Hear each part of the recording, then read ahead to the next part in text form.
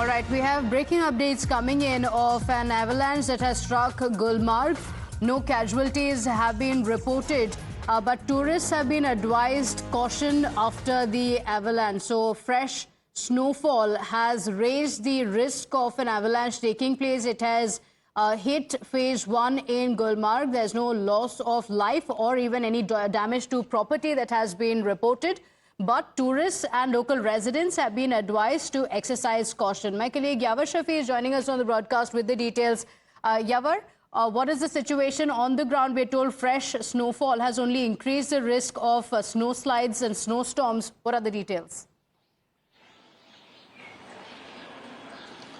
Well, exactly over the past 48 hours, there has been the multiple avalanche that struck in the Kashmir Valley, be it in the Gurez or in the Bandipora sector or in the Gulmarg. Now, a fresh avalanche has struck in the phase 1 of the Gulmarg. However, the officials, they maintained that there has been no damage to the life or the property in this particular avalanche. And there has been the advisory that has been issued for the locals as tourists not to venture unnecessarily. And they should first go through the weather aspects as well.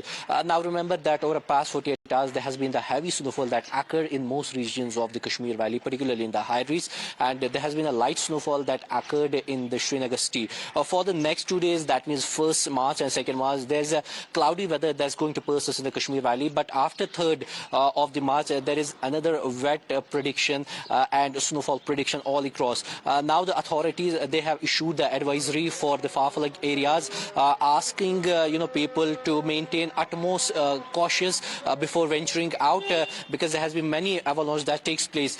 In order to minimize the damage to the life and the property, these advisories have been put in place, because whenever the snowfall takes place, there's a high risk of the avalanche that may strike, particularly in the northern regions, that's in the Bandipora, in the Kupwara, in the Machal sector, so as in the Gulmarg.